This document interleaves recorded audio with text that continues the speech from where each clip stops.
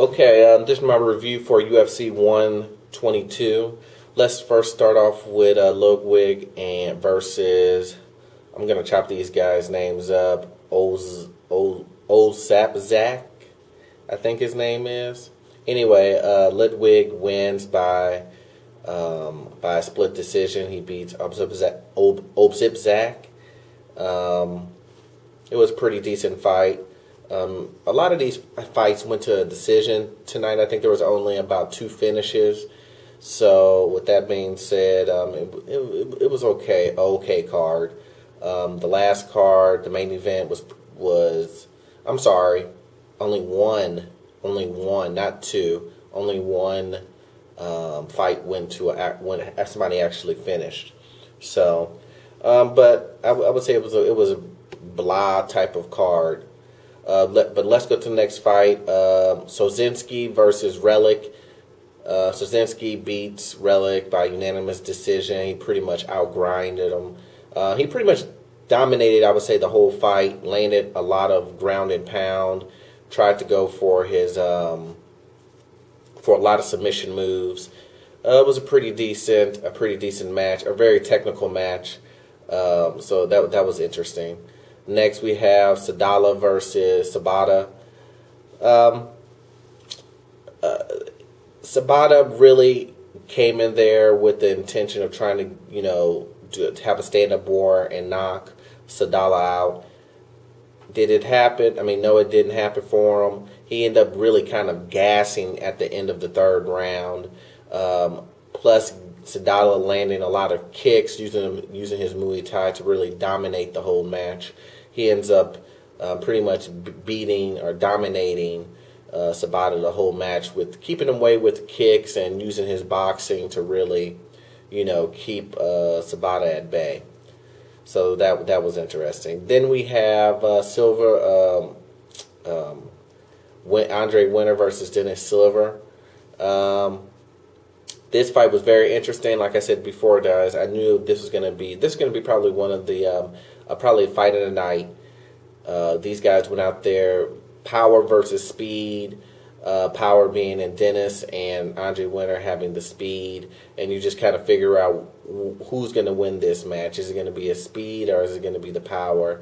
And Dennis Silva ends up winning with his power, ends up connecting with the right and then following up with the left. And then he gets him down to the ground and does the rear naked choke on him. A beautiful rear naked choke, bringing his leg over Andre Winter's left arm, pretty much cradling him, and using a gable grip style rear naked choke to finish him in the 1st round. Then we have Nate Marquardt versus Okami. This was a fight that I had predicted Nate Marquardt to win by, using his wrestling and using the bigger man advantage to really dominate and really hold and win by points. I knew this fight wasn't going to go someone's going to finish someone because of these guys, both how they fight. I mean, Okami, he wrestles, loves to wrestle. Marquardt, he loves to wrestle too. So you pretty much have 2 guys who base is wrestling, and they're just going to go at it and wrestle each other to death, which doesn't make for an exciting match, but it's not going to go for a finish. And that's pretty much what had happened, but on the opposite end, where Okami really kind of dominated the ground game versus Marquardt. He just pretty much I didn't know that he had trained with Chael Sonnen, so I'm guessing Chael Sonnen gave him some tidbits on how to really keep Nate down, and that's what he did. The 1st round, he really kept him down, controlled him. 2nd round, I would have gave it to Nate because Nate took him down a couple of times, caught him a couple of times too with the right. 3rd round, I would say Okami pretty much used his jabbing and whatnot. He got taken down once, but he popped right back up. Nate wasn't really able to hold him down and really do anything to Okami while he was on the ground.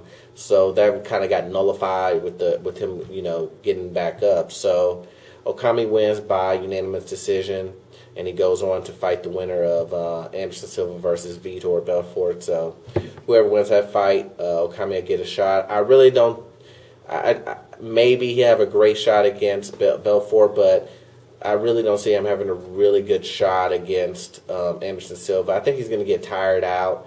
He didn't look tired when he was going against Nate, but he was going at that slow pace that he always goes. And guys like Anderson Silva, they're not going to go at that slow molasses pace that Okami likes to fight. And that's what happened to Nate. He ends up instead of putting the pressure on Kami, he basically just went at a slow, think about what I'm going to do next type of pace.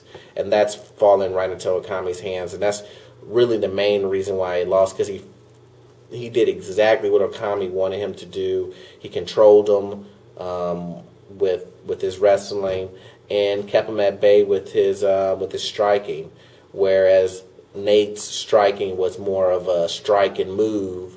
Okami was more of a move forward and push you up against the cage type of striking. So that being said, if you guys like my video, please rate, review, and comment.